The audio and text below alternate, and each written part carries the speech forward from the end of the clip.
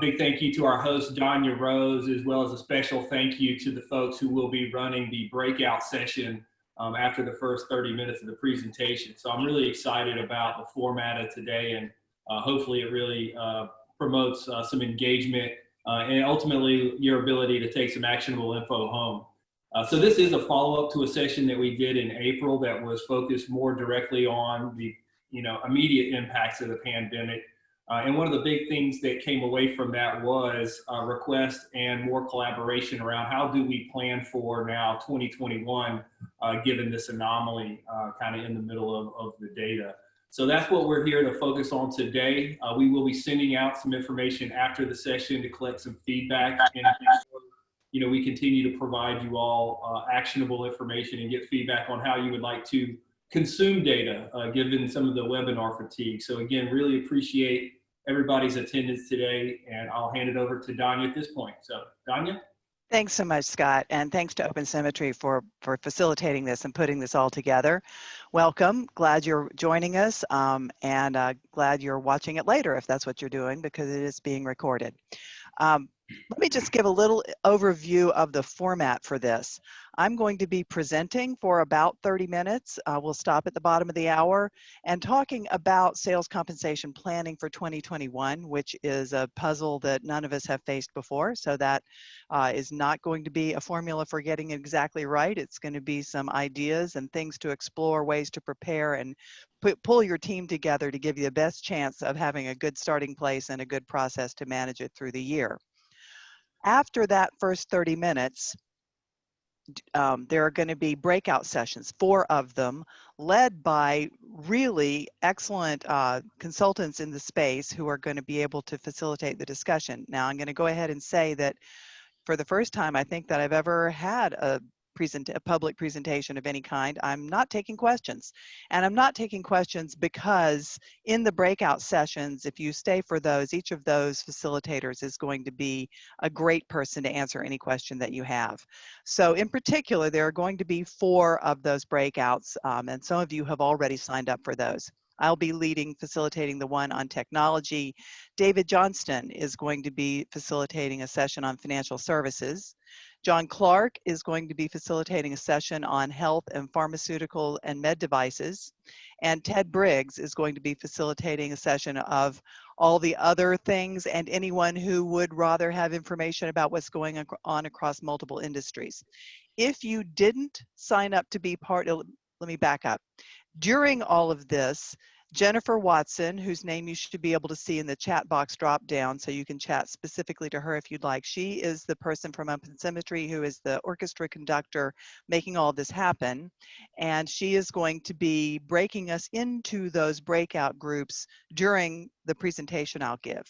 If you didn't sign up to be in one of those breakout groups and would like to, then all you need to do is go into the chat and send a message to Jennifer and she can make that happen. So Jennifer Watson is the name you're looking for there in order to be able to get yourself into one of those 4 breakout groups. If for any reason you're not happy with the group that you signed up for, you could also request a change to Jennifer and she'll have plenty of time during this discussion I'm going to be doing to make those reassignments. Then we'll go through the chat, go through the breakout groups, and that'll be a much more discussion oriented. Looking forward to having you establish relationships with each other and have some people you can hear some great ideas from, a group of your peers you can pose questions to, and the experts in the room will do their best to facilitate and not be as answerers as much as facilitators as we've discussed. And then we will end after those breakout groups are over and we won't be coming back together at the end. So that's a quick overview of how this is all going to work. Further, if you have any technical questions or any other issues you want to address about, I don't know what, how do I make my screen look the way I want it to, that would also be something that you would send a message to Jennifer Watson for. So with that, and get out a pencil, because if you have questions, since I'm not taking questions, we certainly will address them later. And if you have any questions we don't address, or you have to leave before we get into the breakout groups or whatever, you may always email me, and I'll be happy to do everything I can to answer any questions you have, since we're not taking questions as part of the session. So with that, let's get started. So the claim in the title of this discussion is that everything is different about sales compensation planning for 2021. And I don't pretend to be able to put up a slide that shows you everything, but there are three big areas that are worth some attention. I'm going to assume that a lot of the people on this call are going to be people who have relationships with Open Symmetry or others, so they're going to be people with an influence over sales compensation design and management. And so it's some of these things are not news to you, but it's good to just jog our memories and remember how many things are really changing in this ecosystem, starting with your customers. Your demand levels may be up or down compared to what they've been in the past. There are some businesses experiencing surges in demand, others experiencing a lull.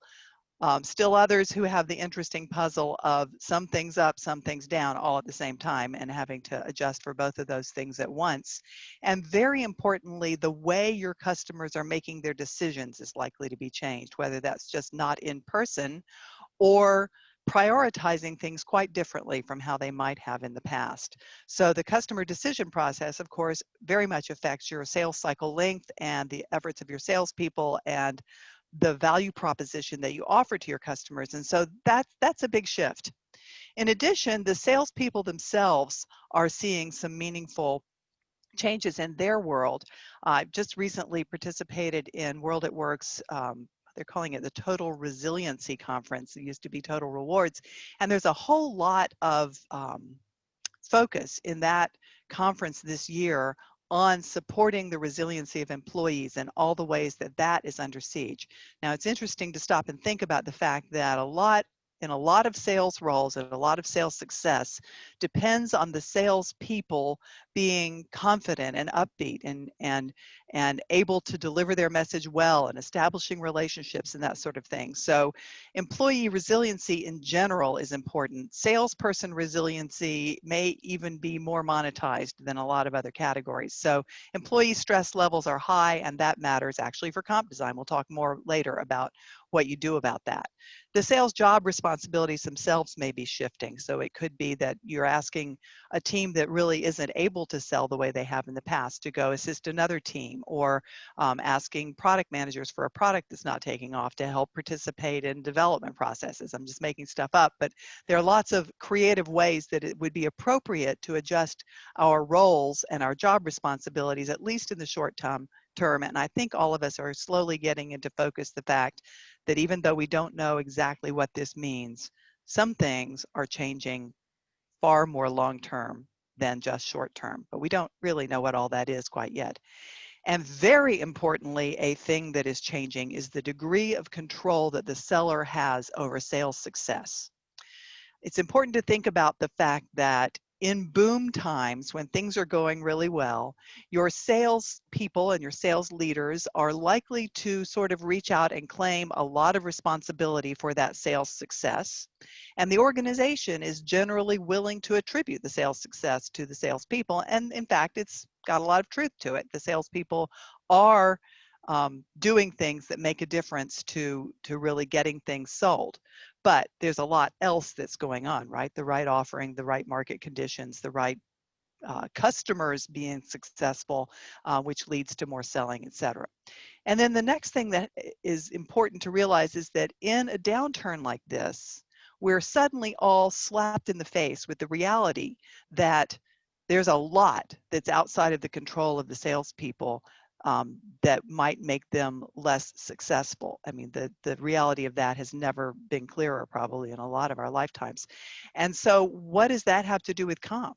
That has to do something with how much risk and upside is appropriate in a comp plan, how much acceleration you offer for over goal attainment, how much you want to punish salespeople if they don't achieve their results. And so all of the foundational in sales comp design is the degree of control the individual seller has over the outcomes that you're measuring. And that is, at least for the moment, changing, and our perception of that may change more permanently. So we'll talk about that some too. And then sales management, which, even though those of us who put a lot of time and energy into sales compensation would like to think that that's the thing that really makes a difference in between a highly motivated, successful, focused sales organization and one that's just kind of okay. The truth is that the quality of first level sales management, study after study, confirms that that is probably the biggest differentiator between top performing sales organizations and the rest.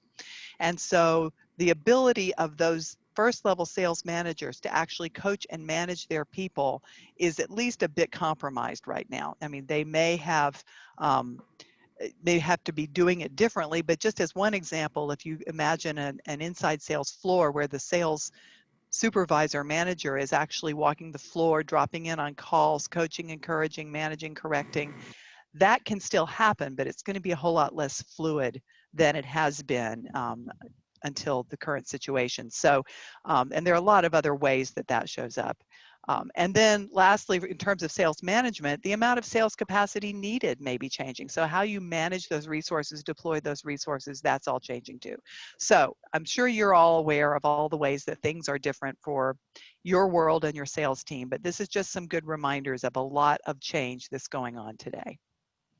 So those are the things in the environment that change, but then what may need changing in response to those changes? So this over here on the left is just a kind of a list of the major things you've got to put in place in order to have a good sales comp plan. You've got to have a market strategy, know how you're going to compete and win in your market. Then you're going to figure out how you're going to cover the different segments of the market. And then you're going to staff a sales organization with the right sorts of people and the right sorts of jobs. You're going to develop a payment structure, how much you're going to pay at target, how much at risk, how much base, how much variable, and then you're going to have detailed plan mechanics. And a lot of our energy, I think probably for the people on this call, is focused here on this last row. But it's important to recognize the fact that there's a whole lot that is changing that's foundational, that goes in before a lot of the rest of this stuff can be right. So actually what you're selling may be changing. You're offering the thing that you're emphasizing. There are some businesses that have spun up new offerings in this time. Your pricing model may be changing. I've got a client I talked to in the last week who is offering a pricing model that requires very little cash early on so that customers can get started getting the benefits of the product, and then they're expecting that that will, the way the contract is written, the payment for that comes later on. So pricing model's changing. Sales coverage, a lot of organizations are finding that what we used to call field sales is looking a lot more like inside these days. And so that distinction between field and inside is getting a little blurry right this minute. There may be more of a need for those inside sales skills. And another interesting thing that's happening is a need for more generalists. Now, as sales organizations develop and grow from early stage to more mature, really smart way to be sure that you're getting the most efficient use of your sales resources is to specialize. So you'll have people who are focused on lead generation, another role that's focused on actually developing that lead into a closed contract, and then another role that's responsible for getting that customer going and the customer success, and another role for account managing. And some of those might be together, some may be apart. You're going to have product specialists and maybe segment specialists for different industries. So all of that specialization is a great way to make your sales team more efficient. But right this minute, when things are changing like they are, some of that specialization is going to not be as useful right now as it has been in the past. Some of those very specialized resources we may need to redeploy to more generalist roles. So in general, we might see a trend toward more generalists. For the sales staffing, we may find that we need to change the way we're organized, at least temporarily. The number of people in the different roles might be changing. There are certainly sales organizations that have furloughed a fair number of their salespeople. The actual sales job description may or may not need changing, at least on a temporary basis. Your onboarding process for new hires, if you are hiring, has got to be changing right now. And that role, the sales manager, we've already discussed. So then we finally come around here to compensation. And the market value of the sales jobs is something that is almost certainly changing right this minute, but it's very hard to know how that would be changing. By the time this is all over, I believe that some of the jobs are going to be worth more than they used to be, and some are going to be worth less than they used to be. But by how much and which jobs and being confident of that, we don't know. Moreover, our best answer to what is the market value of jobs is all wrapped up in salary surveys, and salary surveys are rock solid, good information, but they are a lagging indicator. They are based on going out and asking people what they pay, and over maybe a 6-month period, aggregating all of that stuff up, trying to keep it as current as possible, but it's always backward looking. And your question is a forward looking question right this minute, and so that could be very unsatisfying. So near-term survey usefulness is compromised, but in general, I believe there will be a trend over the next few years, and we should not run out and act on this immediately, but toward more base, less incentive. Then for plan mechanics, I've put down quarterly goals, by which I don't actually mean quarterly goals. What I mean is rethink your measurement period. So if you've got annual comp plans, for example, it may not make a lot of sense to be confident that you know what a reasonable production level should be by the fourth quarter of 2021 if you're on a calendar fiscal. And so it might make sense to chunk that out into semi-annual or quarterly goals. So long measurement periods may need to be shortened. On the other end of that, if you've got monthly, and plenty of sales roles do have monthly quotas. If you've got monthly quotas, but you've got different parts of the US or the world that are turning on and off in terms of stay at home and availability to do business the way we've normally done it, it may be that the ability to attain those goals is fluctuating month to month pretty significantly. And if you were to aggregate that measurement period into a quarter, you might find that it smoothed out some of the variability in a helpful way. So remember the law of large numbers. The more finely you divide up a goal, the less accurate it is. And so if you're worried about goal accuracy, one of the ways to make your goals more accurate is to measure over a slightly longer period, which goes a little against what I just said about annual, which is all about not being able to see far into the distance, but rethink measurement periods is what that really means. More KPIs, key performance indicators, MBOs, strategic sales objectives, whatever you call them. I have for years been significantly opposed to those and very suspicious of them, but this is a moment when that might be a reasonable approach if your salespeople have some capacity because they're really not able to productively spend their time selling. This could be a good moment to actually assign them some tasks, some projects that they're well suited to do that create value for the business, and assign some of their comp to completing those projects. So that could be things like, you know, cleaning up the customer master. You probably don't want to make them do that for more than a week or two each, but you could rotate through that. And best of all might be actually working on some research into your typical customer base prospects so that you've got great information ready to go to build pipe quickly as soon as that becomes more of a possibility in your business. Those are just a couple of examples. There's a whole lot more that they could be doing with their time based on what their skills are and what's needed in your business. And finally, and very importantly, simpler plans. It's always a good moment for simpler plans, but this is a really especially good moment for simpler plans. A whole lot of plan complexity has to do with being really specific about what you want people selling, when, which things have to be linked with which other things in order for us to call it success. You know, for example, you might say you have to have at least 90% attainment on this measure in order to get into acceleration on that measure, etc. So, and you might have a lot of ramps in your plan. You know, we may be okay with people who get up to about 85, then we're really happy if they get between 85% of quota and up to 95%. And then over 95%, we think they need really accelerated pay, or I don't know what, but all of that complexity in your comp plans assumes an ability to be very clear about what you want them to do and what a reasonable expectation is that is probably compromised right now. So simplify your plans. This is a great moment to do that, partly because it's always a good moment to do that, and partly because in particular right now it's going to be hard to know how to tune all those little detailed granular plan mechanics that tend to make plans more complicated. So let's zoom out and talk about the things everyone needs to do. So we've talked a little bit about all the things that are changing, but as we go through, this is a list of 6 things every organization probably needs to keep in mind as plans are changed for the coming year. First is just leading with integrity, being honest, saying, you know, we have a best guess for the 4th quarter, but we aren't really sure what that is. Motivate during ambiguity. What that means is that you're going to be working to keep both that beautiful vision of where you want the organization to be, expect the organization to be 3 years from now in mind, as well as the near-term appreciation of the fact that we've got to be agile in the moment and figure out what to do this week, this month, this quarter, and rewarding people who come up with great approaches and ideas for that. Plan for uncertainty. So whatever you think you're going to be doing, it's really important to have a plan, but it's also really important to recognize the fact that that's unlikely to be exactly what happens by 2 or 3 quarters from now. So being ready with not a detailed, fully fledged, everything there plan, but a general direction for if things are a lot different than what you thought they'd be, up or down. Support resilience, we talked about that a little bit, but the specifics about how to do that with sales comp design is just not to change anything you don't have to change.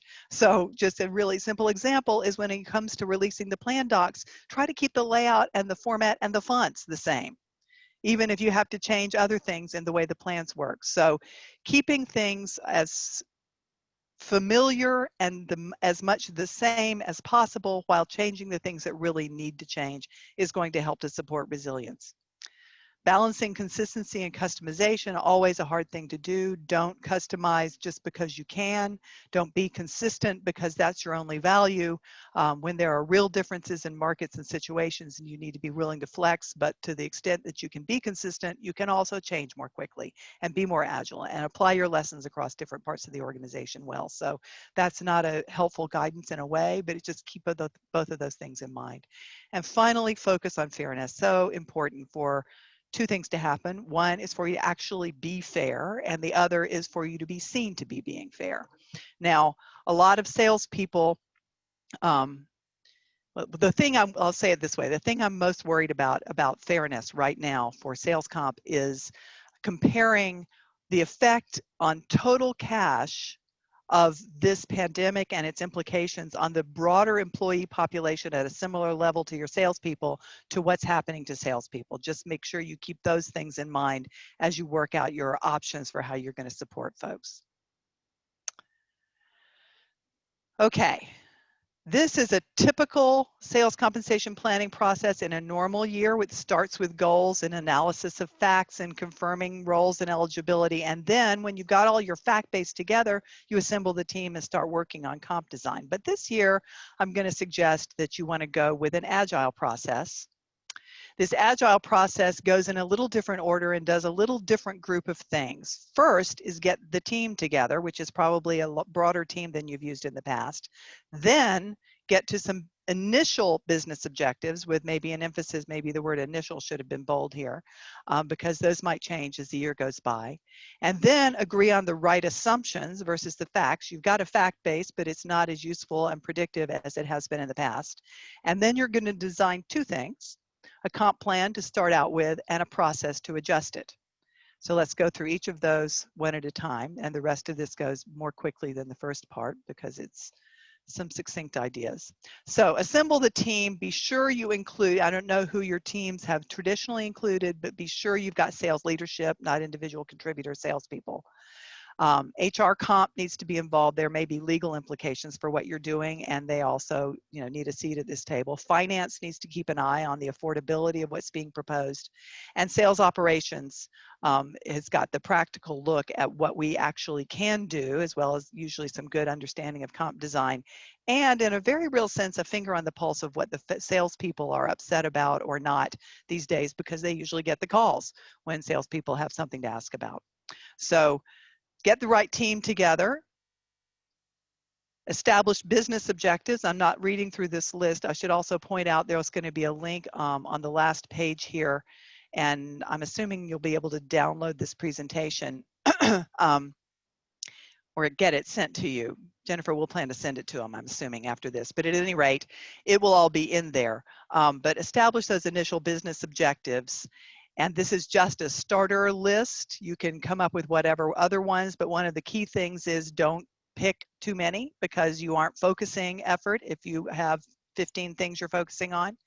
And it's a good idea to include your other leaders who aren't part of the sales comp team to confirm those objectives. So you've got the team together, you've established your business objectives, then you've got a whole raft of things on which the team then needs to agree on assumptions.